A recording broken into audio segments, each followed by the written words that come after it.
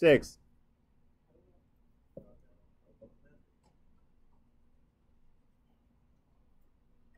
Hello. What? I'm not in the mood today. Wait, can we do it? We can't just have hello. We need it better. All right, on a count to 3. Yes. 3. Hello and welcome to Calculus1. There we go. Perfect. Yeah. So, section for today is? Yes. Word problems. Word problems on related rates. You can see the enthusiasm. It's actually just a nervous twitch, I guess, because it's word problems. This is where your money is, guys. As I mentioned a few times in class, as engineer, you have to be able to model. And there will be one problem on your project that will use concepts from this section to figure out some stuff. So we are talking about related rates, and the word rates is connected to the derivative because we know that the derivative is the rate of change. So as we are talking about the rate, we are talking about the change. And now we also see that the word rates is plural, which means there are at least 2. You might have 3 or more. And we are going to relate those through the equation. I like to start with a very basic example. If you think of an ice cube, which, let's say, has all sides, well, cube, right? So all sides are the same. And if you leave this outside in the heat, it will melt. Now, just physically think what's happening. The length of each side is getting smaller, and at the same time, the volume of the cube is getting smaller. And at the same time, the surface area of the entire cube is getting smaller. So all of these 3 concepts are diminishing with time. You have to wait. It doesn't happen instantaneously. So you put the cube down and you just stare at it for some time, however long it will take to melt. It's definitely more interesting than football or baseball, so you can just stare at the cube. And you can see the cube getting smaller. Now, as I said, 3 concepts are directly related. That would be length of each side, which is A, surface area, which is the stuff that you can paint, and then the volume, which is the amount of space that it takes in our 3D universe. So now what we are going to do is we are going to write a formula for volume. Volume is equal to A cubed. And if you're observing the formula, you can differentiate formula in respect to time. So the entire section 311 is going to be differentiated in respect to time because change happens with time. You get either fatter or thinner with time, right? You get taller or smaller with time, right? So everything is happening with time. So now what we're going to do when we take the derivative, remember that derivative of the volume in respect to time will be dv dt. And on the other side, derivative of a cubed is 3a squared. And then we have to follow with the chain, right? Because we took the derivative of a in respect to t. We learned this in implicit differentiation. Or we can also call it chain rule. So it is very important to understand when you are dealing with these problems which, I use the word letters, in the equation are constants and which letters are variables. Because the derivative of a constant is 0, the derivative of the variable, well, you will use, as you can see over here, was polynomial, so you will use the polynomial rule or exponential rule, logarithmic, whatever the model is.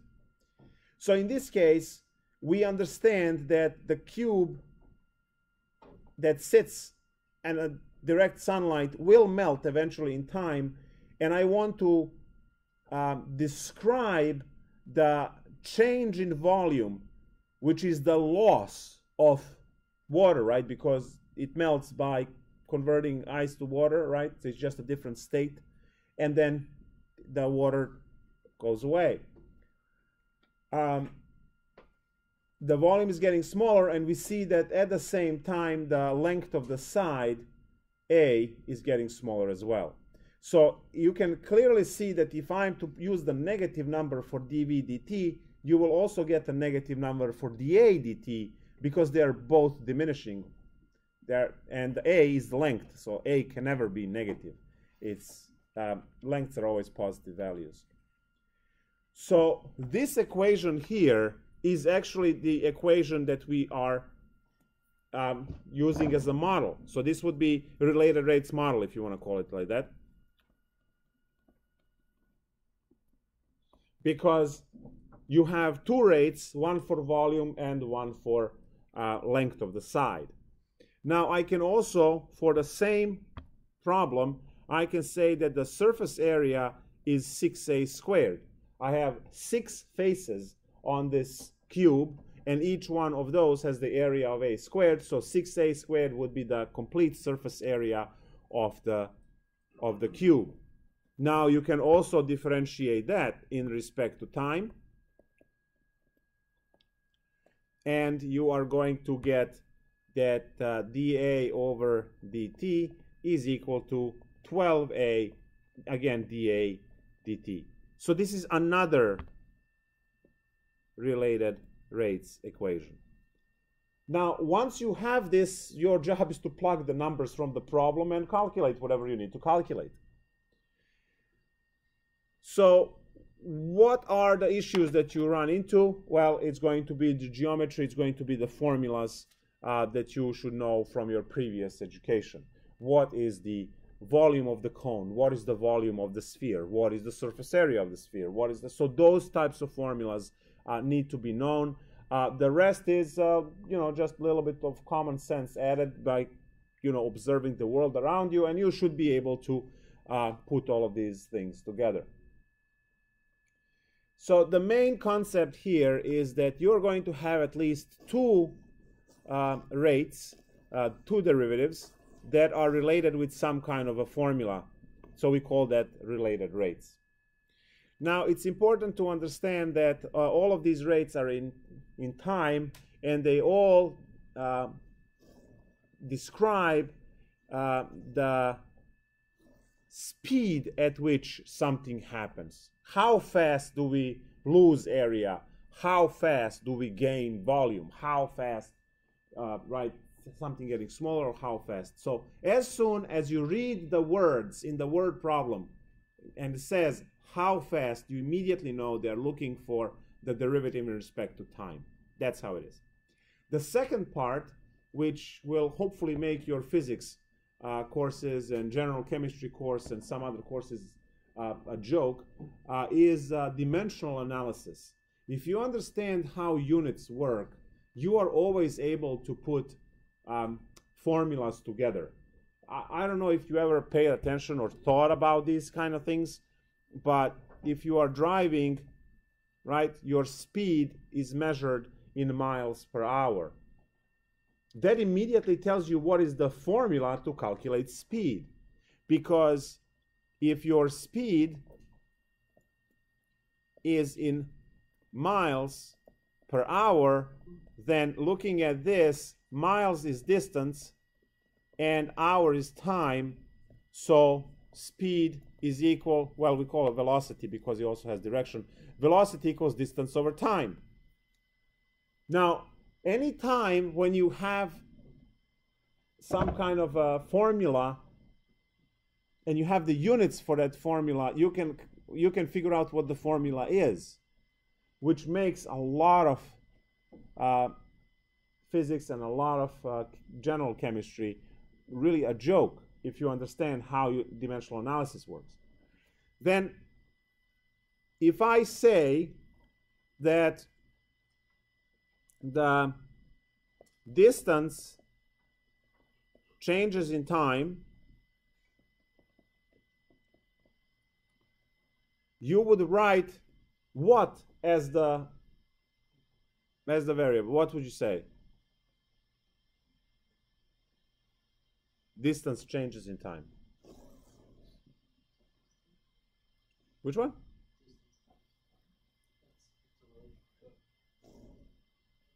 No.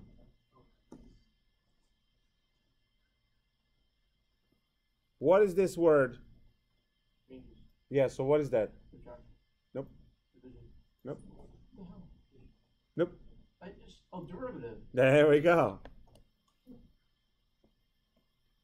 Distance changes in time.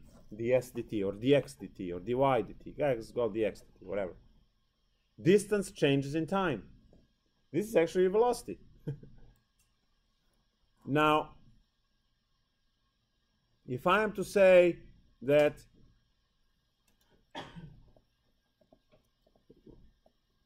volume is changing at 4 meters cubed per minute, what kind of variable do I get to write here?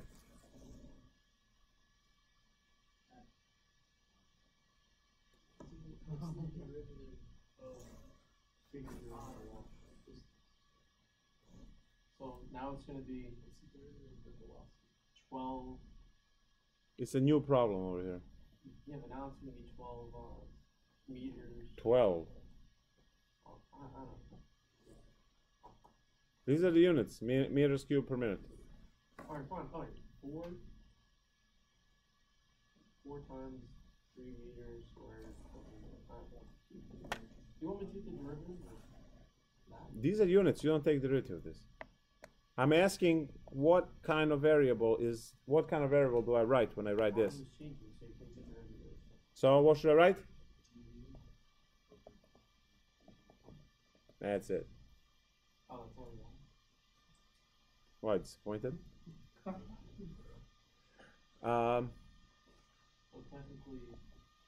gonna just leave this over here empty, so there's something there. All right.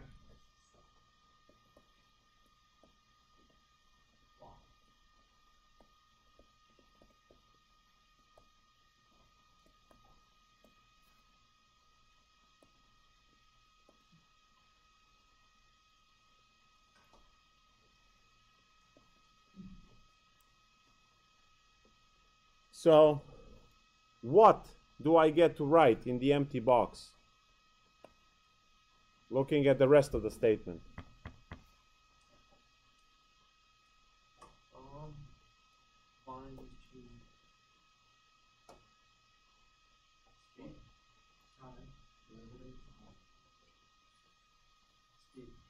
What? No.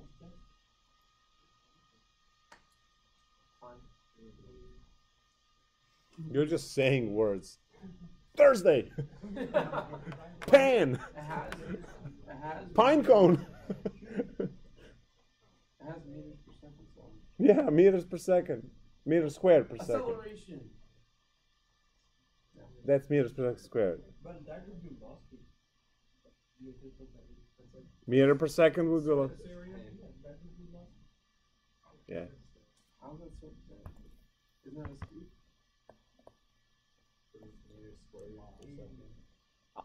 Area is changing in time. That's it. This is what you are trying to realize now. That when you see these units, saying the words and having the units is redundant. Most of the problems have them, but it's redundant because the units on the number tell you immediately what it is.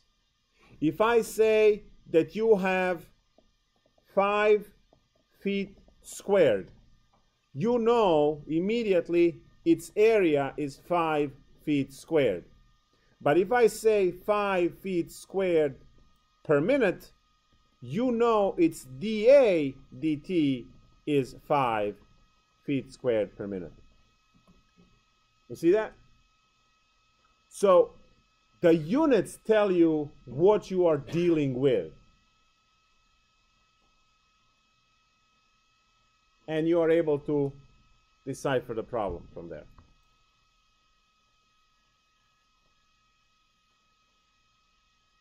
So let's take a look at some examples and see how this works. By the way, this is my favorite section. Of all sections in Calculus 1, this is number 1. Then word problems from 4.4, number 2. And then word problems from differentials, number 3. My favorite stuff. And then logarithmic differentiation. So these are some of my favorites from Calc 1. Do what? Because it's applicable. It just makes so much sense. You look around and you're able to use it. The original math club group in 2010, when I took over the club, went to, well, they went in the spring of 11, they went to the chemistry lab. They took a piece of dry ice, they put it on a scale, they set up a little water runoff, and they stared at it as it was melting and calculated the rate at which it was melting. And every single, they took the data, right? In time, you take the data. Every minute you take, or every 5 minutes or whatever, you take the reading on the scale, because the extra water that it's melting, it's no longer on the scale. So the mass of the ice changes, which is directly related to the volume. They observed this problem happen before their eyes in the lab, and then their equations, you write the equation, which is exactly the equation we had at the first, the dv dt equation, right? And the data, when you graph the two, you put them on top of each other, it's a perfect fit. So these things are used to construct things. And you will see, if you read the book, obviously you know some of the application. But technically, this is your work. This is your job when you start working engineering. So let's take a look at the one of the problems. So shrinking square, for instance, to solve a problem with numbers. It says the sides of a square decrease in length at the rate 1 meter per second. So I have a square, the side A, and what should I write? It says the side of a square decreases in length at rate 1 meter per second. So what is the variable that what is this 1 meter per second?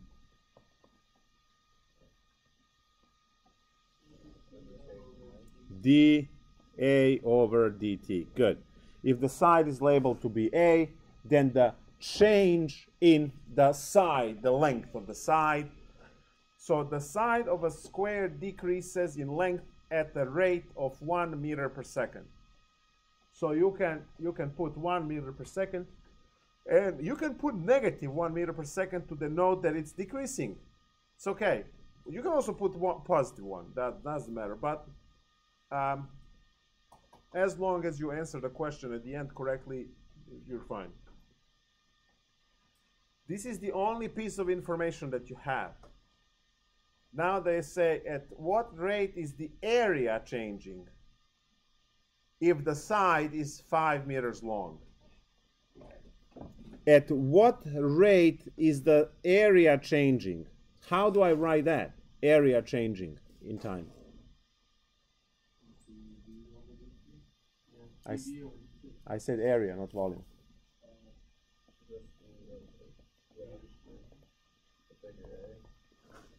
So this is the question. The question states, at what rate is the area changing? At what rate is the area changing? This is how you write it mathematically. When the length of the side is 5 meters. Great. You are supposed to relate. Now, this is the part where I said use some common sense. The length of the side and the area. You have to relate these two using an equation. So what equation relates these two?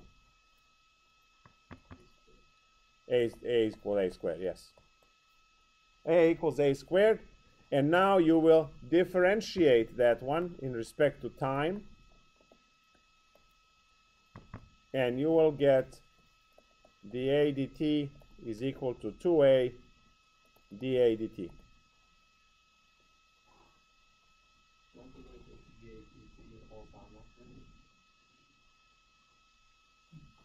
What happened?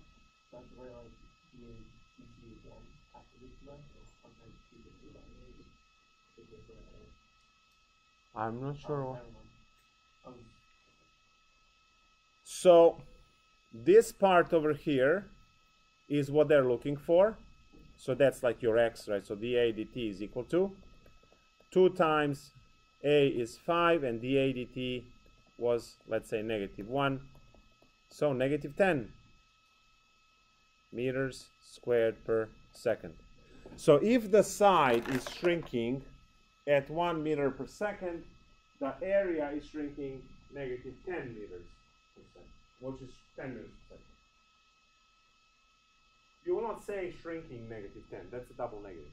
You will say it's changing -10 meters per second, and the negative says it's getting smaller, or you will say it's shrinking 10 meters per second. So don't double up on the negation there. And this is the end of the problem. The question was, how fast is the area changing if the side is changing 1 meter per second and when the length of the side is 5 meters.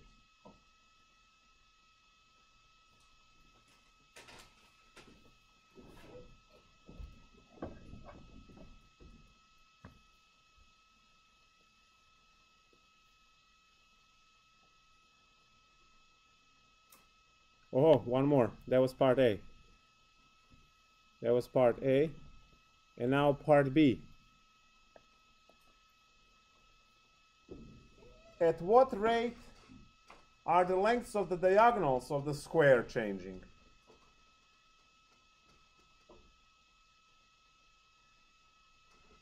The diagonal. So change